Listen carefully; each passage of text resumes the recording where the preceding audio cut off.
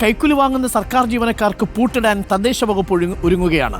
അഴിമതിക്കാരായ ജീവനക്കാരുടെ വിവരം നൽകാൻ തദ്ദേശ വകുപ്പ് പ്രത്യേക വാട്സപ്പ് നമ്പർ പുറത്തുവിട്ടു. ഏതെങ്കിലും ഉദ്യോഗസ്ഥർ കൈക്കൂലിയോ ആനുകൂല്യങ്ങളോ ആവശ്യപ്പെട്ടാൽ തെളിവ് സഹിതം 80 78 06 60 60 എന്ന നമ്പറിലേക്ക് വാട്സപ്പ് ചെയ്യാം. ഇങ്ങനെ വരുന്ന പരാതികളിൽ കർശന നടപടി ഉണ്ടാകുമെന്ന് തദ്ദേശ മന്ത്രി എം. രാജേഷ് റിപ്പോർട്ടറിനോട് പറഞ്ഞു. തദ്ദേശ വകുപ്പിന്റെ പ്രവർത്തനങ്ങൾ സുതാര്യമാക്കുകയാണ് ലക്ഷ്യമെന്നും മന്ത്രി വിശദീകരിച്ചു. നമുക്ക് പ്രതികരണം ഒന്ന് കേൾക്കാം. കഴിഞ്ഞ ദിവസമാണ് വലിയൊരു കൈക്കൂലി കേസിൻ്റെ വിവരം കേരളത്തിലെ മലയാളികൾ അറിഞ്ഞത്. അത് ആകെ ഞെട്ടലുണ്ടാക്കുകയൊക്കെ ചെയ്തു. ഇപ്പോൾ തദ്ദേശ വകുപ്പിൽ കൈക്കൂലി ഒഴിവാക്കാനുള്ളൊരു പുതിയ സ്കീമുമായി വരികയാണ് തദ്ദേശ വകുപ്പ്. എന്താണ് മിനിസ്റ്റർ ഖാൻ അത് പറയാൻ?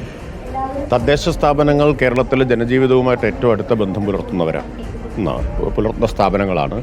ജനനം മുതൽ മരണം വരെ എല്ലാത്തിനും ആളുകൾ ആശ്രയിക്കുന്നത് തദ്ദേശ സ്ഥാപനങ്ങളെയാണ്. സ്വാഭാവികമായിട്ടും അഴിമതി സംബന്ധിച്ച ആക്ഷേപങ്ങൾക്കും സാധ്യത വളരെ കൂടുതലുമാണ്. അത് കണക്കിലെടുത്തുകൊണ്ട് ധാരാളം പരിഷ്കാരങ്ങൾ സർക്കാർ നടപ്പാക്കിയിട്ടുണ്ട്.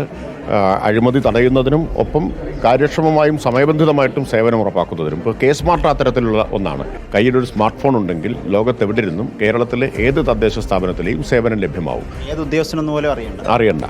മാത്രമല്ല, ഫയലിൻ്റെ മൂവ്മെൻറ്റ് നമുക്ക് കേന്ദ്രീകൃതമായ നിലയിൽ മോണിറ്ററിംഗ് നടത്താൻ കഴിയും. ഇപ്പോൾ അഴിമതി സംബന്ധിച്ച ആക്ഷേപങ്ങളുണ്ടെങ്കിൽ തെളിവ് സഹിതം വാട്സാപ്പ് ചെയ്താൽ അതിൽ ഉടനടി നടപടി ഉണ്ടാവും. അപ്പോൾ അതിനാണ് ഒരു വാട്സാപ്പ് നമ്പർ ഇപ്പോൾ പുറത്തിറക്കിയിട്ടുള്ളത്. 8078066060.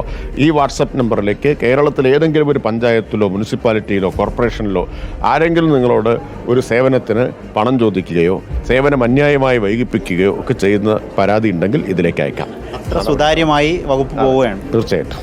ഏതായാലും അത് നല്ലൊരു ആശയമാണ്.